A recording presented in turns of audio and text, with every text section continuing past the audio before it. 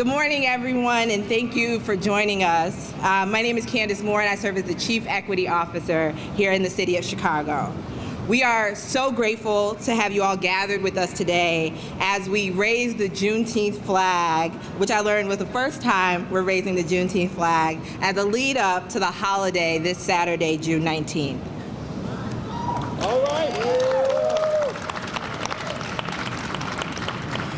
As I look into the audience, there are certainly more names than I have time to mention, and I also don't want people mad at me for not mentioning them, but I do want to acknowledge that we have our friends and colleagues from City Council and from City Hall, so if you want to just raise your flag and let folks know who you're here. We also have our friends from Cook County, if you want to raise your flag. And also some of our friends from the state of Illinois, if you want to raise your flags. And certainly, last but not least, our friends and our leaders from community who have helped us ensure that Juneteenth stays alive. If you will just do a raise of your flag so we know you're here.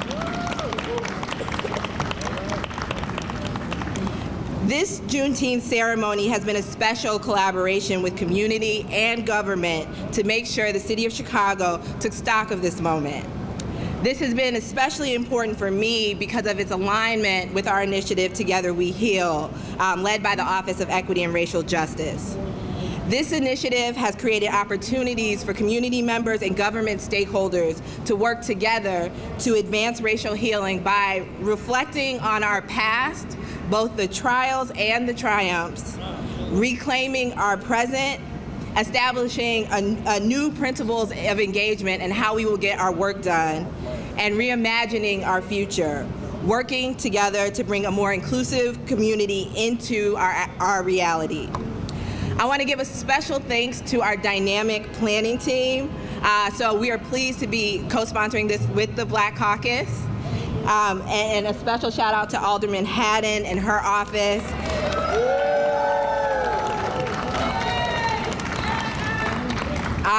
I also want to thank the Black Remembrance Project, specifically Lucretia Burtz and TJ Crawford.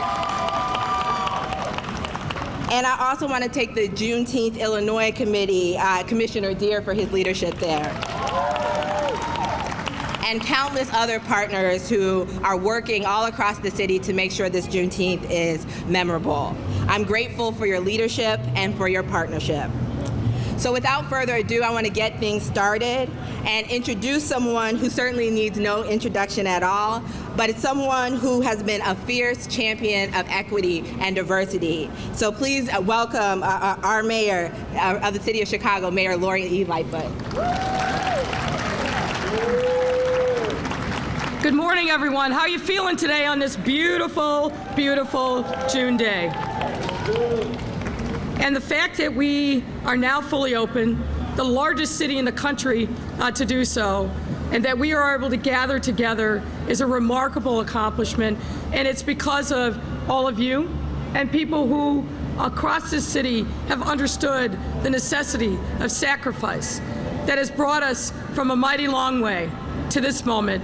And I'm grateful to be here with all of you celebrating Juneteenth. I'd also like to call out a few of our leaders that are here on the stage with us. First, let me identify and call out Illinois Senate Majority Leader Kimberly Lightford. All right. Kim, Senator Lightford is an education champion. She is really the moral compass of the Senate and really the General Assembly. I don't think she gets nearly the credit that she deserves for the things that she has done to champion our children and make sure that equity has real meaning in the state legislature. Yes. Senator Lightford, thank you so much. Candace recognized Cook County Commissioner Dennis Deere. I want to thank him also for his leadership statewide and making sure that we are coordinated in our efforts around Juneteenth. Let me also call out and recognize Alderman Jason Irvin, who is the chair of the City Council Black Caucus. Congressman, or maybe I'm promoting you. Maybe I'm promoting you. Alderman Irvin has been a fearless champion for all things related to the Black community, West Side, South Side, North Side. He has challenged me and challenged us to make sure that we never forget the importance and the history of Black Chicago. Thank you, Alderman Irvin. All right. I also want to call out Alderwoman Maria Haddon, who has also been at the forefront of making sure that Juneteenth is recognized in our city. Thank you, Alderman Haddon. Candace mentioned the Black Remembrance Project, and I want to call out in particular Lucretia Burtz and TJ Crawford. I also want to recognize two other folks who are here with us today, and that's the Reverend Jesse Jackson Sr. Reverend.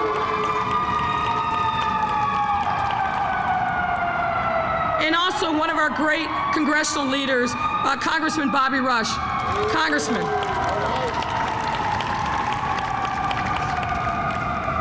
And I do want to also recognize the members of the City Council Black Caucus who are here. I wonder if you would stand and be recognized.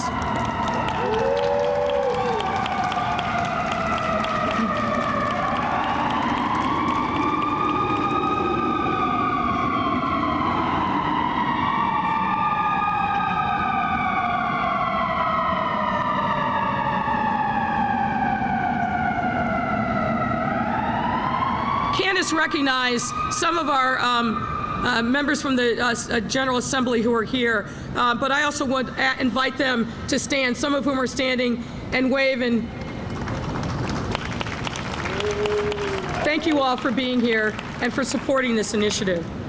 And we got to give another round of applause to Opal Staples and Corey Wilkes, our musical performance this morning.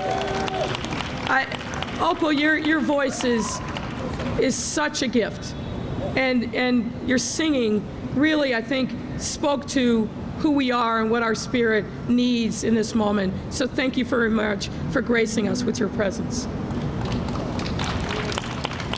For over 400 years, the contributions of Black people have stitched together the social and economic fabric of this country, meaning that Black folks are inextricably tied to America's founding and foundation and success.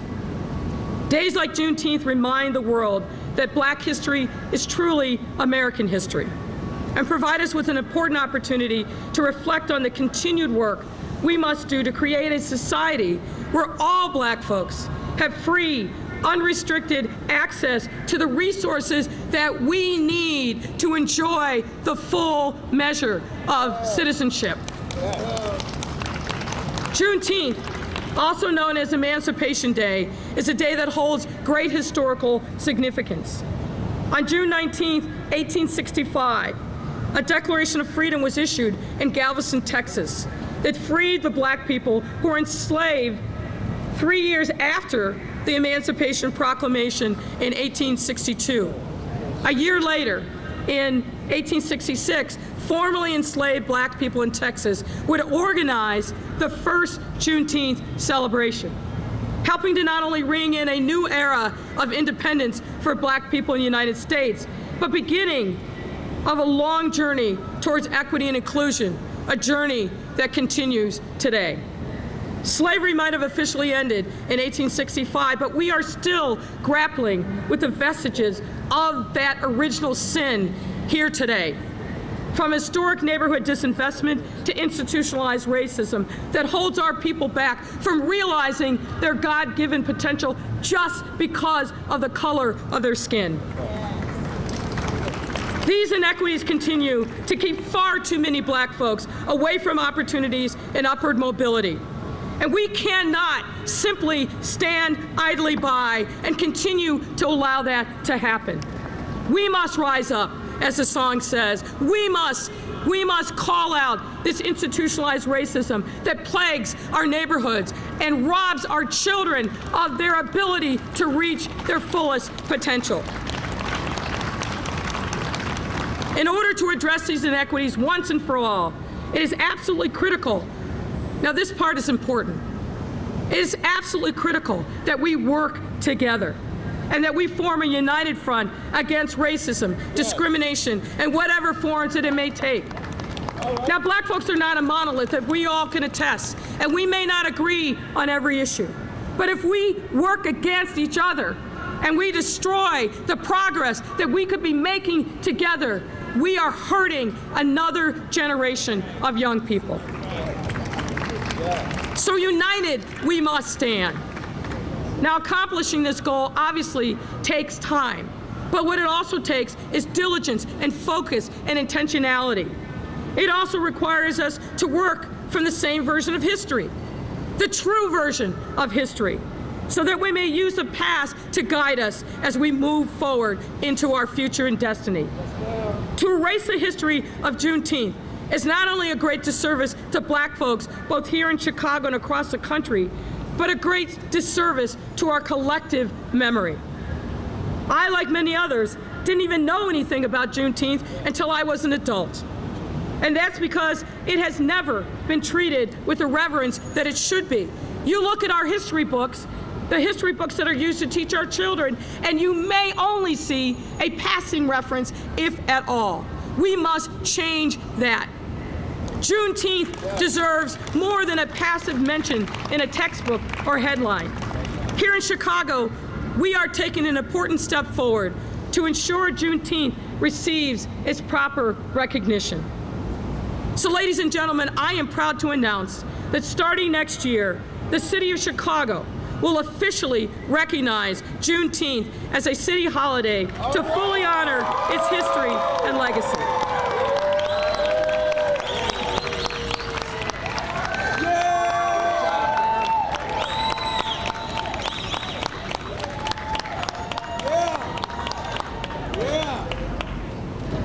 We are doing this because Juneteenth must be treated like any other of the special days we observe and celebrate here in the U.S., one of which happens to be here today. Every year on June 14th, our country has come together to celebrate Flag Day. This holiday, which has been officially observed for over a century, commemorates the adoption of the U.S. flag on June 14, 1777, by the Second Continental Congress, and celebrates the stars and stripe design that has become synonymous with freedom, albeit for too long of our history, not freedom for all. We must also recognize that freedom has been illusory for far too many American residents, including black people. So we must embrace all American history, and today, on Juneteenth, we will be raising another flag, the Juneteenth flag. All right. And let me tell you about that. The Juneteenth flag was created by Ben Haith in 1997. Haith, founder of the National Juneteenth Celebration Foundation, initiated the first flag-raising ceremony that same year, 1997, in Boston, Massachusetts. The flag features the same red, white, and blue of the American flag to remind us that black people built this country and are American citizens. The white star at the center of the flag represents not only the Lone Star State, where the original Juneteenth celebrations began, but also represents the freedom of black Americans across the country. The burst which surrounds the star is a nova, or a new star, and represents the new beginning that Juneteenth provided for black Americans. And the last feature is the arc, which extends across the width of the flag and represents a new horizon and new opportunity for black Americans. This flag, as well as the Pan-African flag, are important symbols of black history and, as a result, American history. Now, we may not have the power to change the past, but we do have a responsibility to take an honest look at that past, address its modern-day impacts, and work to prevent mistakes and atrocities from ever repeating themselves again.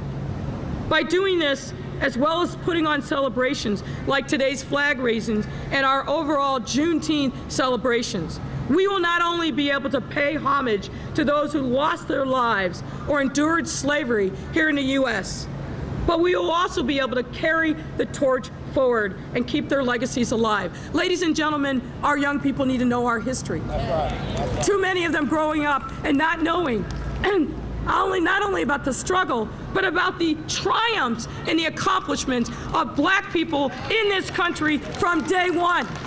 We need to change that around. So that I hope as these Juneteenth celebrations continue to blossom, that part of what we do is teach that history, so that we know it for ourselves and that we can pass it down to further generations. Our young people should not be growing up thinking that our history in this city, in this country, is limited. No, our history is rich and vibrant and needs to be celebrated and embraced. We need to do that, and we owe that obligation to our young people. We need to pass this torch forward so that it not only illuminates the path ahead, but brings us a better and brighter future. So this Flag Day and this Juneteenth, let's make sure that we honor the many, many contributions that Black folks have made to this city, to this state, and this country, and recommit ourselves to the fight for equity and inclusion and freedom for all. These can't just be empty words. As the Bible says in James, faith without works is dead. So we need to make sure that we get manifest to our works every single day to bring alive who we are and the model that we want to create for our children to emulate. So thank you very much. God bless all of us. Happy to be here, and happy Juneteenth.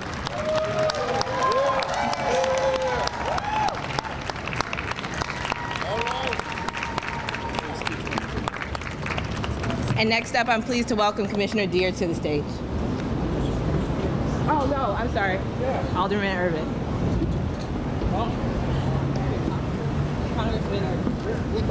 I've never been mistaken for Dennis Deere in life, so it's all good.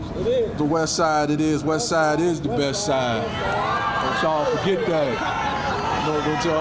Don't y'all forget that. Well, first off, I want to thank Mayor Lightford. Actually, some of the words that I was going to say, she has said.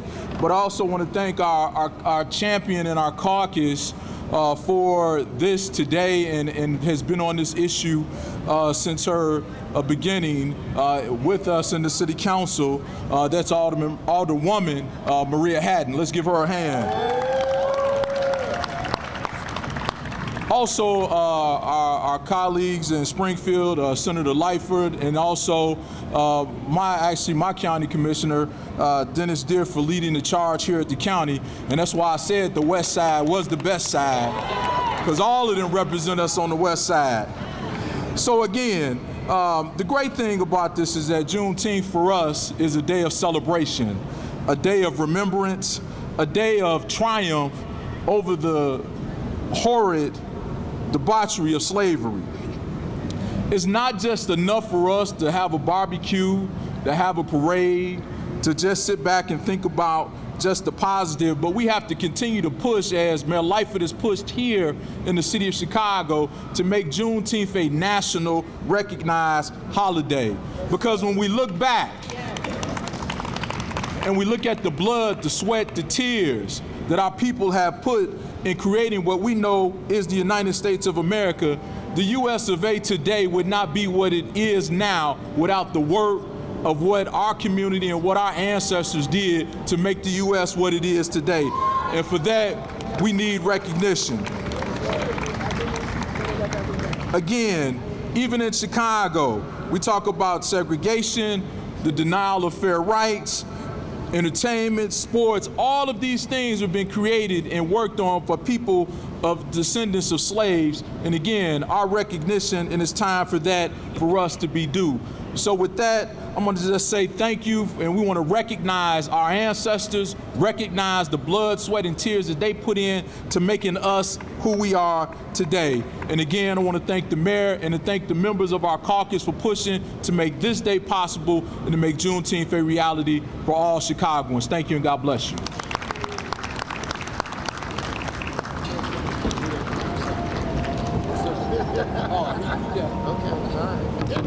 Good morning, everybody. So I want to thank all of my colleagues, the mayor, the mayor's team, everyone on this stage and everyone in the audience. Thank you for making this day possible. I'm honored to be with you all today on this momentous occasion. So this is our first day of observance for Juneteenth in Chicago. So thank you to the Black Remembrance Project for asking me to be the lead sponsor on this legislation. I want to thank the staffers in my office for the 49th Ward, especially Torrance Gardner and Tiffany Liner, for all of your work in seeing this through. And to my colleagues in City Council for all of your support, especially Alderman David Moore, who's the first to sign on as a co-sponsor for this legislation. And then, of course, I want to thank Mayor Lightfoot and her team for your partnership and all of your efforts and the efforts to come. So I only want to take a few minutes here just to briefly share 3 reflections about this holiday and why it's so important. So first, justice and healing require truth. Juneteenth is about Black liberation. It's about Black freedom. Our city, like our nation, still has so much work to do to reckon with our past and current systemic racism. Some would have us ignore our history, gloss over it, in service to just moving on. They tell us that our calls to acknowledge the wrongs that we faced are dividing us. But don't heed their call. Do not be silent, for there can be no healing without truth and reconciliation. As Ida B. Wells said, the way to right wrongs is to turn the light of truth upon them. Celebrating Juneteenth is an opportunity for us all to shine that light. Second, celebration can be an act of resistance. Keeping traditions alive, intentionally creating community spaces, and organizing to lift each other up in the face of oppression is a radical act of love. This day of observance is more than a hat tip to popular demand. We began our efforts in 2019, looking to mark the 400 years since the first known enslaved Africans were brought to this land. In a time when we must continuously remind ourselves and our neighbors that Black lives matter, the resurgence of Juneteenth celebrations around our nation is both celebration and resistance. Finally, resistance and struggle are necessary for there to be progressive change. In Frederick Douglass's famous speech, "If there's no struggle, there's no progress," he reminds us that power concedes nothing without demand. Juneteenth makes me think of these words because that freedom that was granted wasn't really the freedom that was promised. For those who don't know, Lincoln signed the Emancipation Proclamation in January of 1863, and Juneteenth marks the date in June 1865 when enslaved people in Galveston, Texas learned that they were free. So this means that they were kept enslaved for 2 more years past emancipation. 2 years. So though the people of Galveston rightly celebrated their new freedom, it was with the knowledge that 2 additional years had been stolen from them. The centuries that followed have brought us progressively closer to equality for Black Americans, but not without a fight for each and every gain. And with each victory, there's been a backlash, some attempt at keeping Black people oppressed. Even now, systemic racism affects our access to education, wellness, housing, wealth building, and justice. But as I stand before you now in 2021, as one of the first Black alderpersons elected to represent the north side of the city, as a member of a 20-person strong aldermanic Black Caucus, and with the first Black woman to serve as mayor of the city of Chicago, right? And amongst amazing community and government partners, I know that the struggles of our ancestors have yielded progress. In closing, we've come a long way, but still have so far to go. And so Juneteenth should be a day for Chicagoans of all races to reflect on what we must do to heal, how we can lift each other up in community, and should be a day to renew our commitments to the struggle for justice, equality, and equity. Thank you again to each of you who's made today's celebrations possible. Commissioner Deere.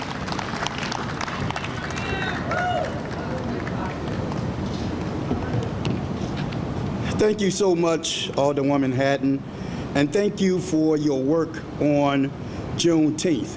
Good morning. I always start out by saying God is good and all the time, because it is in him that we live, we move, and we have our being. And had it not been for him, we wouldn't even be here today. So I'm thankful. I'm also thankful for our wonderful mayor, Laurie Lightfoot. Give her a round of applause. Thank you for being a trendsetter, Mayor. The mayor got up here and said we need to start a fund for black folks.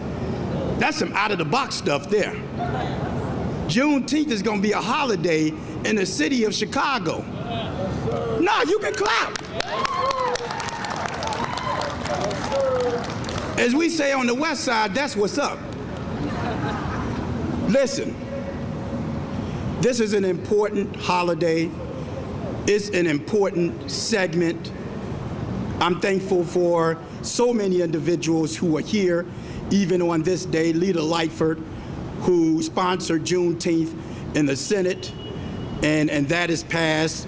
Representative Sean Ford in the House, that is passed, is waiting on the governor's signature. Thank you to T.J. Crawford for Black Culture Week. Yeah. Thank you to Lucretia for the Black Remembrance Project. To all the members of the Cook County Joint Committee for Juneteenth, why don't you stand? If you're here, stand. Where you at? Stand. This is a collective of city, county, state, community, all coming together to celebrate Juneteenth. But don't get me wrong. It isn't about celebrating Juneteenth as just a holiday. Juneteenth is every single day. Because somewhere somebody is being mistreated. Injustice anywhere is a threat to justice everywhere. We are not truly free until we've got some equity. I was glad to see Sister Candace representing the city around equity. I'm glad that Madam President Prettwinkle created a $100 million equity fund. Why? Because we need some equity. And let me say this, equity and equality are two different things, right? Some people get that twisted, use them interchangeably, but they're two different things. Equity is about what we need. Equality is what we want. Equality is giving me my fair shake of the pie today. Equity is giving me some back taxes. Come on, let's keep it 100. If we're gonna do it, we have to keep it 100. We are pushing, Juneteenth, Illinois is pushing equity. It is about us going to the next level.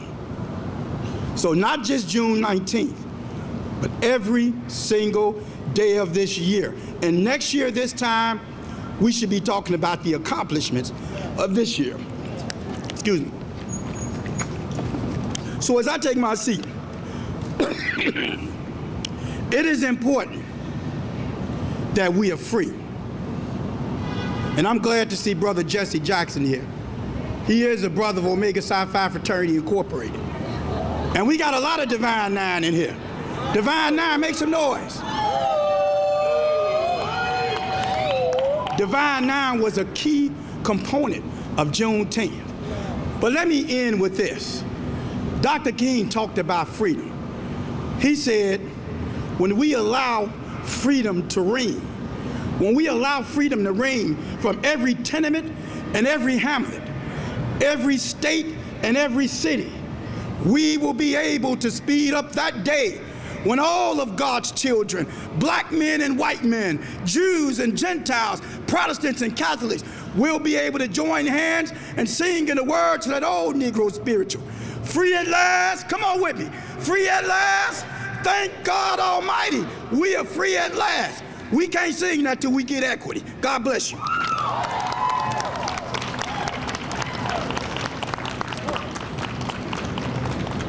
I got to introduce somebody else. I got happy. Fired up. You got fired up. My sister is not only a leader in the state senate, leader Kimberly Lightford, but she don't play.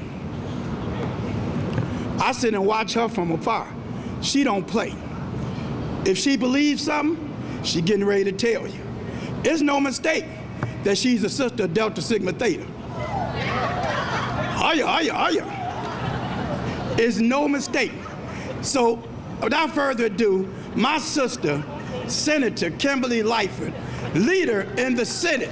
Give her a round of applause as she comes. Thank you, my brother. I see all these little pinky fingers in the front row. To God be the glory for the things he has done in my life.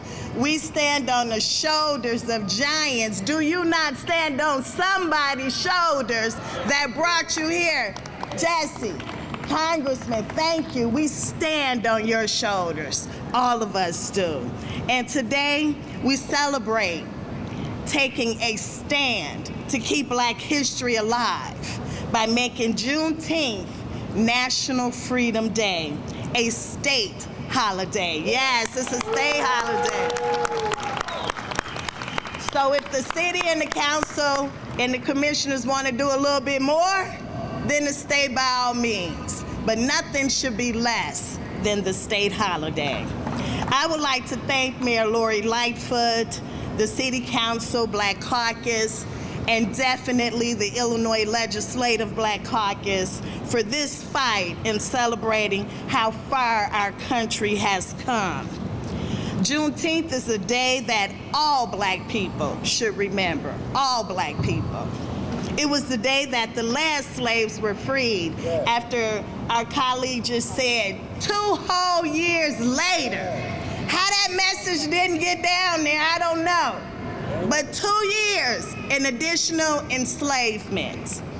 And it's a part of our journey that should be celebrated with pride and joy, and it deserves and it will be included in our students' history books. We're gonna put this in the history books. I, along with Representative LaShawn Ford, we passed a House Bill 3922. We actually gave the governor a few options. We sent him a Senate bill and a House bill. The governor is going to make that a paid holiday on this week.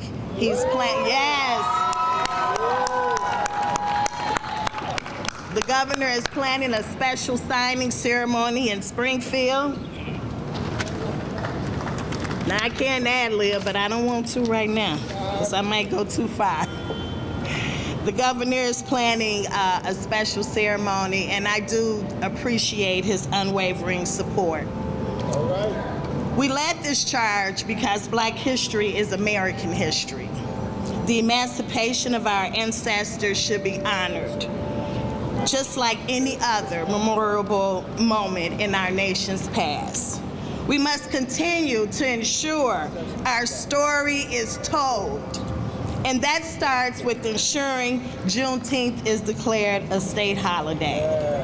And I truly hope and pray that all of us will take a moment on June 19th to reflect on all of our family members who brought us to this point, the sacrifices that Big Mama made, the sacrifices that whomever was in your household that told you that you can be what the school books was not telling you that you already were.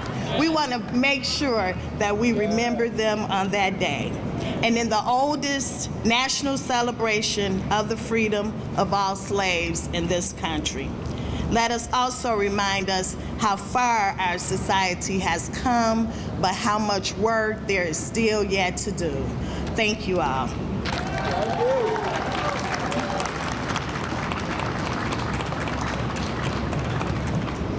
Hello, everyone.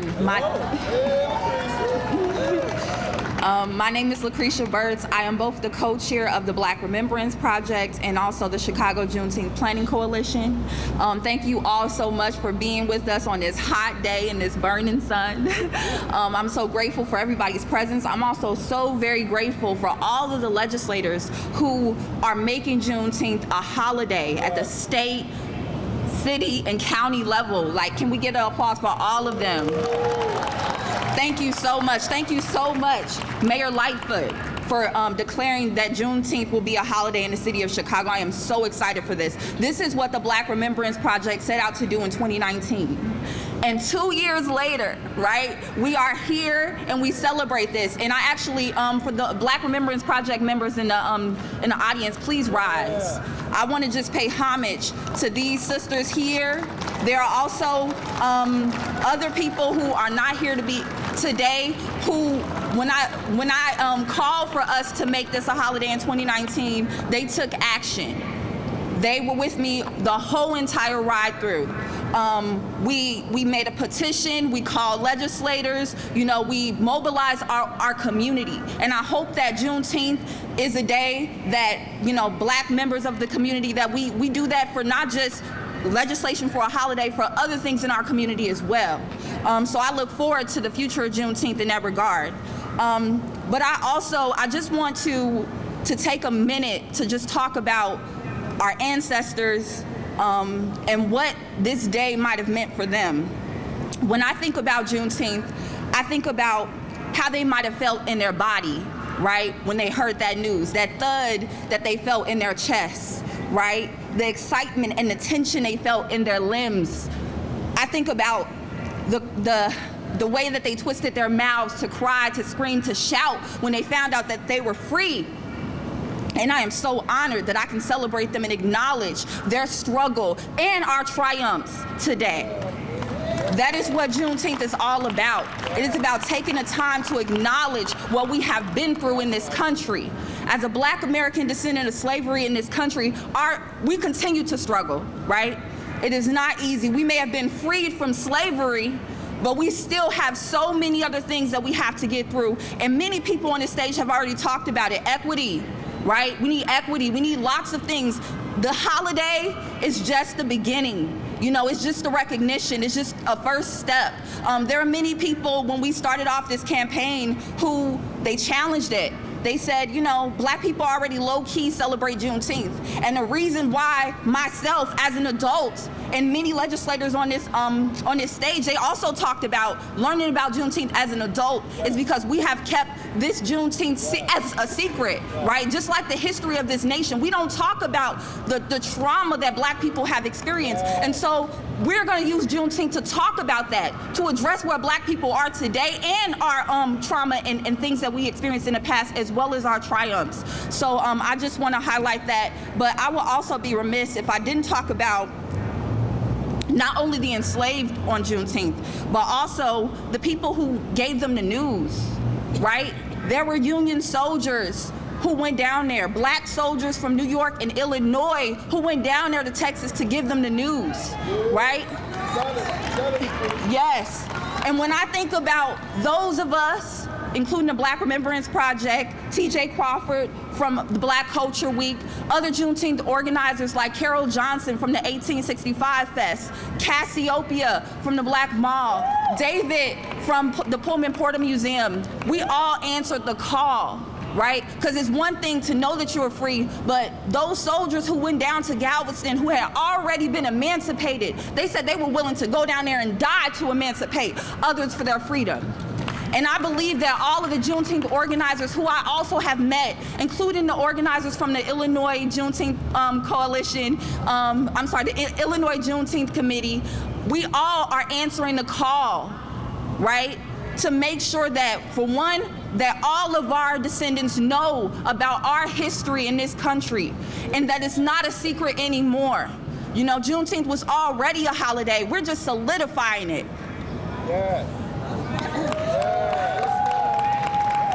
But up next, I don't want to take too much time in this hot sun. I just want to express so much gratitude for everybody who answered the call. And I especially want to express gratitude to Alderwoman Maria Haddon. Without Alderwoman Maria Haddon, we wouldn't have gotten very far in our campaign. Her office, Torrance Gardner, Tiffany, they took up this task and they worked with us every step of the way to make sure that we were pushing the legislation forward. So I appreciate them. I also want to say that I appreciate TJ Crawford, who has been there from day one when we started this campaign. He worked with us also to make this a holiday, and he's been working on Black Culture Week, which he'll talk about in his speech. But last but not least, I just want to name the names of the people who supported, the Black Remembrance Project, who helped to create the Black Remembrance Project.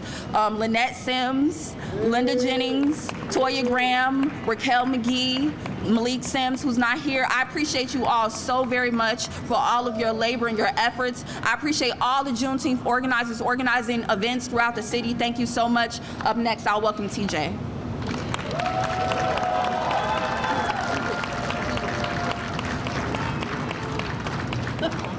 She gonna tell me to keep it short, it's all good. I will, though. Can we give it up one more time, though, for Lucretia Burks? Can we? I think she deserves a standing ovation. Can we give Lucretia a standing ovation for the work that she's done with the Black Remembrance Project, being not just the spark, but the leadership that has brought us here to this day, a young Black woman who I am proud to have followed in this effort. It was like 5 years ago, after some horrendous tragedy that took place in the city. I think it was a combination of what happened internally to the Black community, but I know it was something that was external to the Black community. And I called a bunch of my friends and said, what can we do to make a difference? What can we do to stem the tide of violence? What can we do to spur healing amongst Black people, young Black people in particular, but also amongst all people who all have been hurt, who all have felt a certain amount of dis-ease from this scourge of racism and the thought that we are not all created equal under which the God that we serve. And let me stop there and first give thanks to the Most High God. Yeah. Let me give thanks to God's salvation who we call Jesus Christ. Let me give thanks for this day that many thought would never come in the city that we call Chicago, founded by a Black man, Jean-Baptiste Dusable. I want to give thanks for Chairman Fred Hampton Jr. and his legacy. We've all heard the names of those who have been an important part to this work. The flag that we raise is a symbol, right? Symbols carry messages. I said the other day, Mayor, that signs and symbols are for the conscious mind, Brother James, remember that? So let's talk about what these here things symbolize. We already heard about the Juneteenth flag, but let's give a reminder about what the red, the black, and the green mean, David. What they mean, Sister Cassie?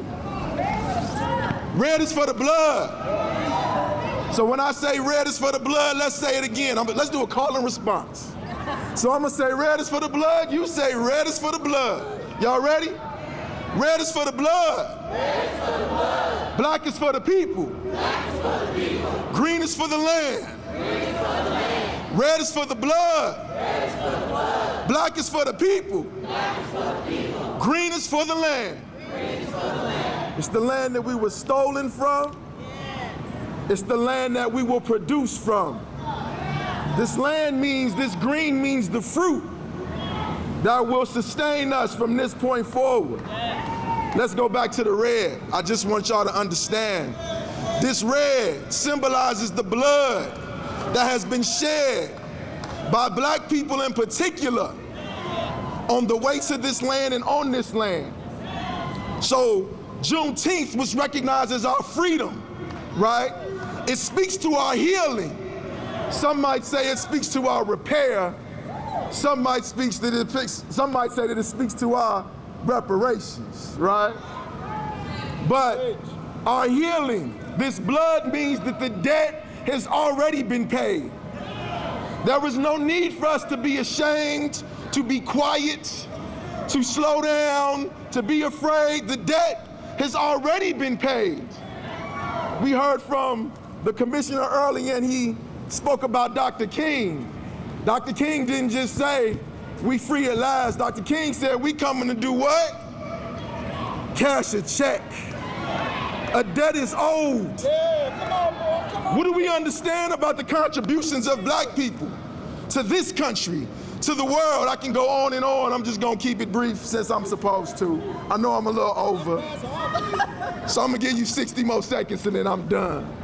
Let us not forget that June, as it is celebrated as Black Pride Month, and I appreciate and celebrate that along with the Pride community. Let us also understand that June is Black Music Month. And you can't think of no music from gospel to country to jazz to blues to rock and roll to soul to R&B to house to disco to hip hop to pop. All that is the expression of the values and principles that undergird the freedom that is germane to the health and well-being of black folks. 5 years ago, we started Black Culture Week. Celebrate, commemorate, and collaborate. How do we celebrate black people and the culture that we've created? How do we commemorate black folks through tradition and ritual, hence Juneteenth? And then how do we collaborate, Commissioner Deere? Where you at? Right here. To make new, where you at, Alderman Haddon? Right here.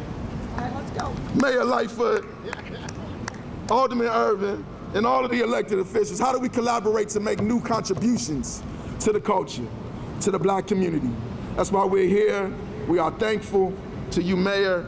We are thankful to every single person that worked on this. We are thankful to you, Lucretia, for setting the path that we have followed, and we only continue to move stronger. We only intend to move forward. Symbols must be followed by substance. Let us celebrate the symbol and recognize what it means, but ensure, Reverend Jackson, ensure, Congressman Rush, that it's followed up with the substance that is necessary to make this dream a reality. Thank you. Happy Juneteenth! Happy Juneteenth! Happy Juneteenth!